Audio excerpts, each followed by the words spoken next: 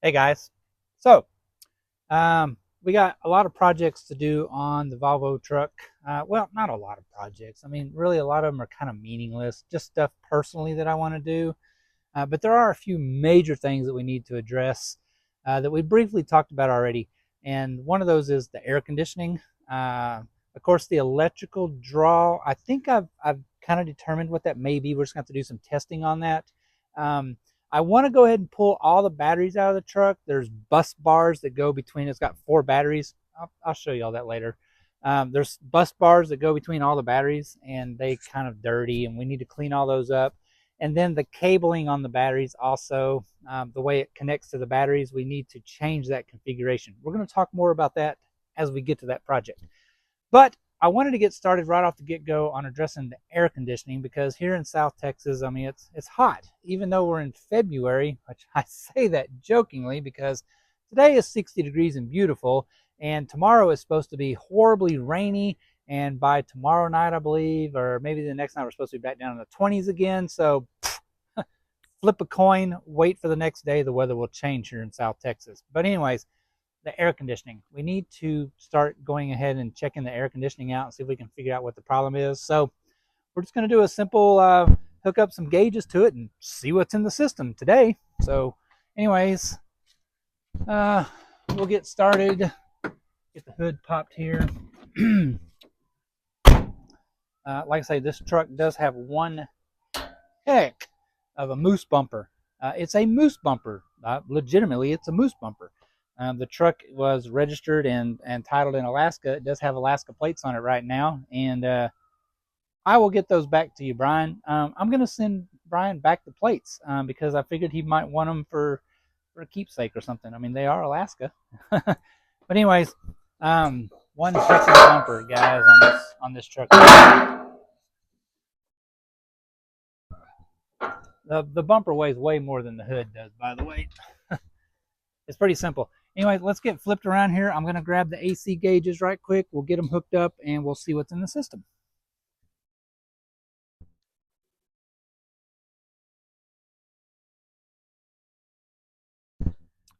All right, so let's see what we got here. I mean, it's just an air conditioning system. They're all pretty much the same way. You know, we got mounted up here in front of the radiator. Obviously, we got our high pressure port, uh, low pressure port. Um, High pressure is generally always going to be your small line. Low pressure will be the larger line. And, okay, back here, right down here is the dryer. It's just a typical dryer like in every single air conditioning. The only difference so far that I see is the way the AC compressor works. It's still a standard AC compressor, right? It's got a clutch, engages, disengages, but the difference being is on this one, the outside here is not the part that's necessarily rotating when it's engaged. If you know what I mean, like on a traditional car-like air compressor, AC compressor, I'm sorry, when you engage the clutch, it sucks it into the pulley, right? And then the shaft goes through and it starts turning the compressor. This one is different. The clutch engagement is actually on the inside of the pulley. So all of this out here is solid to the pulley, and when it engages the clutch, it grabs it from the inside the pulley here. And so it's more of like a direct drive in there. I don't know all the technical terms about it, guys. I'm not a professional, as a lot of people like to say, but I know how they work. So that's that. Anyways, let's get the gauges hooked up to it. We'll see what kind of pressure we have in it. And we will go from there, essentially. Got a side line up there. Our high side line down here, which really we only need to connect one. I mean, that's all we need to hook up, and we'll know what's going on with the system. Anyways, open. All right, well, there's all we need to know. There is absolutely zero pressure on the system. But let's see if I can reach. Man, it's a long ways up here. Big truck, right? Let's see if we can get this one plugged in anyways. Go ahead and open it. There we go. All right, so we essentially have zero pressure, basically. Well, maybe 3 pounds or so. Anyways, it is obviously extremely low on Freon. Now, that will translate into obviously a leak. However, it does still have pressure on it, and this truck was in the north and it has sat for a considerable amount of time. So what we're going to do, I think, is we are going to hook the vacuum pump up to it. We'll go ahead and extract what little tiny bit of refrigerant's in it with the recovery machine. I think we're going to go ahead and hook the vacuum pump up to it. We'll just pull a vacuum on it initially, and we'll see if it holds a vacuum or if it wants to bleed off quickly, which is not going to be good. But if it's such an insignificant leak, really may not worry about it, right? It's not really worth delving into this whole entire system to try to find that, when maybe all we got to do is keep a can or so topped off, once or twice a year when we actually use it. So initially, yeah, let's grab the vacuum pump and we'll get that hooked up and see what happens. Yeah, anyway, like I thought, there wasn't really much in there to recover necessarily. But, never hurts to make sure. Anyway, never hurts to make sure that there's nothing there just going to let out into the air. So anyway, let me grab a vacuum pump again, like I say, right quick, and we'll get it hooked up and we'll pull her down. All right, so we're back. Grab our line here, get it hooked up.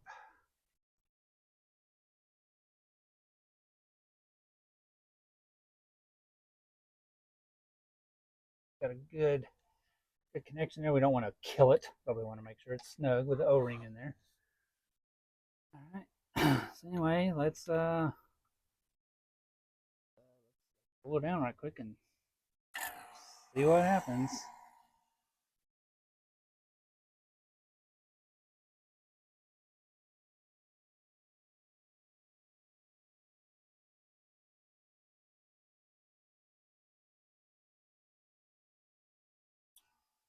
All right, well, let's give that just a few minutes to run. We'll get it all the way down. We're not going to do like a deep vacuum on it just yet because, again, we're just trying to look for leaks initially, guys. So we're going to let that run for a few minutes. We'll be right back.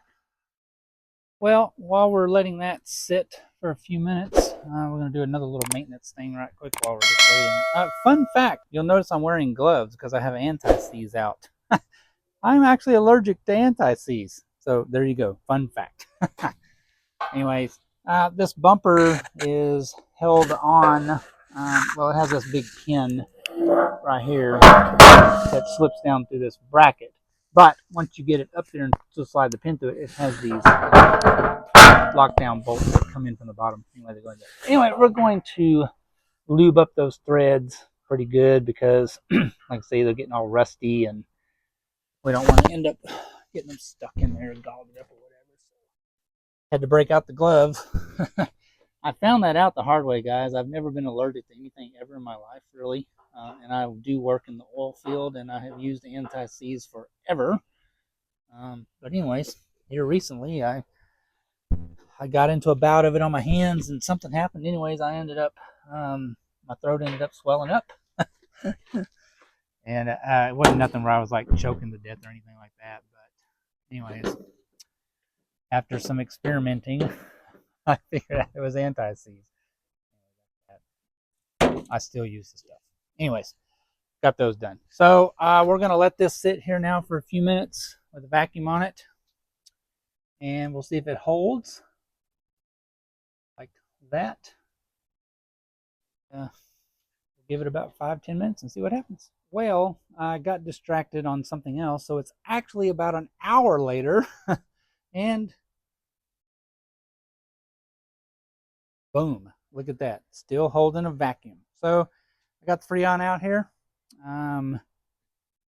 Let's get this thing fired up and see if we can't get some AC blowing cold. I mean, I haven't, there's no leaks, so unless something is just wrong with the system, let's find out. Forgot to add one thing. The cool thing about this system is it actually gives you the capacities for everything. Now, our truck is a 730, so the 670 through 880s, 4 pounds.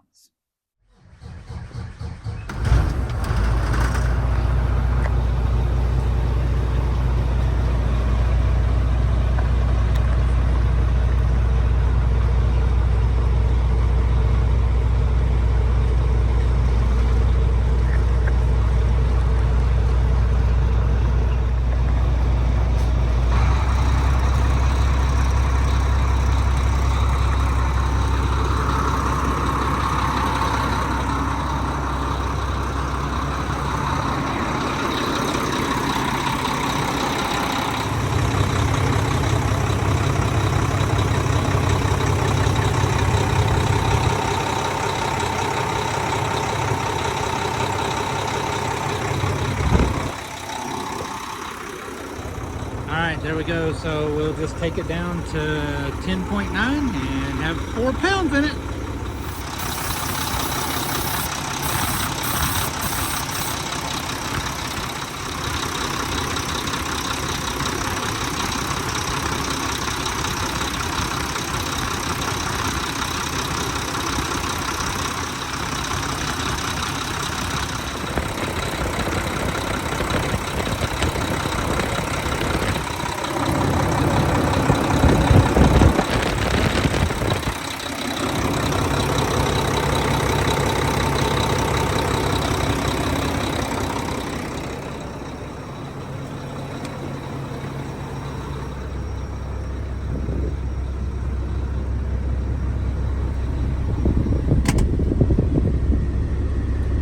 Yeah, she's a blowing cold now. So one thing, again, that Brian told us about, when you first crank the truck, the check light's going to come on and it's going to say headlight low beam right open circuit. And that is because it has LED headlights in it and they are very low resistance. So all you have to do is turn the lights off, turn the lights back on, boom, code's clear and go away. It's just because of low resistance LED headlights. But anyways, it is blowing cold in here now. I did mess around with some wiring and stuff back here, and voila, we have, let me turn it back up. 1, 2, 3, 4. Boom. We now have rear AC blowing out nice and cold back here. I think there's supposed to be some ducking covers or something over that. I don't know, but anyway, these are so open that all the air gushes out of there, but there is a duct that goes over to a vent right here, and it's blowing out of it pretty good. But I think if we cover up just one of these, that'll help with in-cab circulation. But anyway, I did get the rear blower working for the air conditioning, and the controls over here. So if I switch it over to heat, it does get hot. So I got that working already. But anyways, cold AC. Just like that. It was just low on Freon. Haha. On to the next project.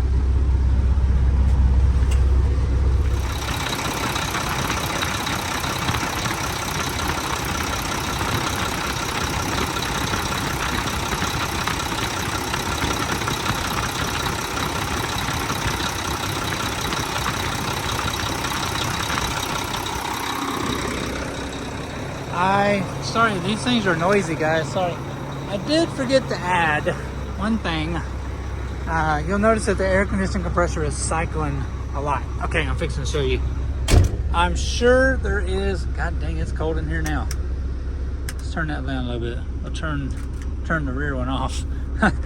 Okay, with these trucks getting smarter and smarter, I'm sure there is a service procedure for it. I'm just gonna have to read about it, whether you have like the PTT software for Volvo, or like even Zurich makes an aftermarket scanner now for these trucks. When you're trying to charge the air conditioner, you'll notice that you can't idle the engine up no matter how much you press on the gas pedal. So the only thing you have when we're charging it right now is the high idle feature over here.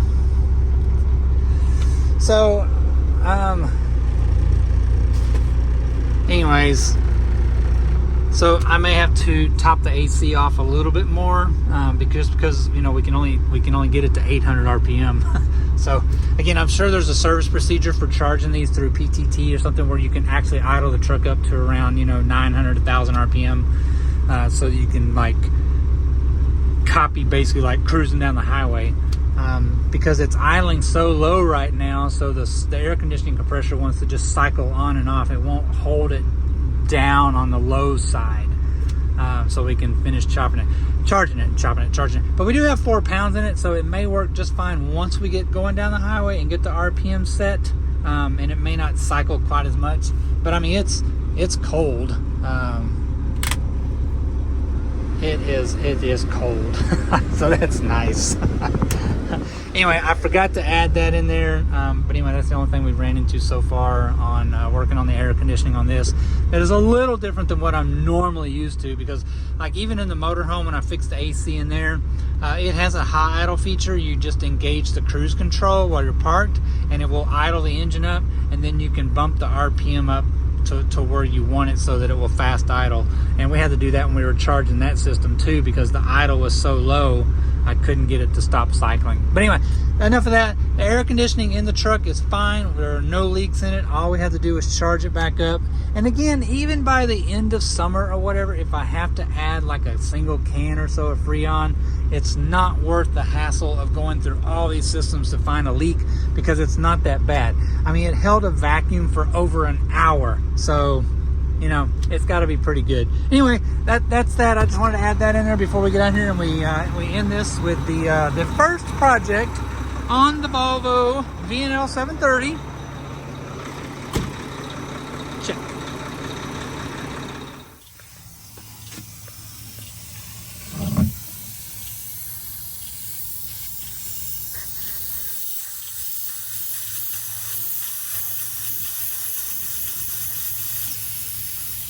Aha.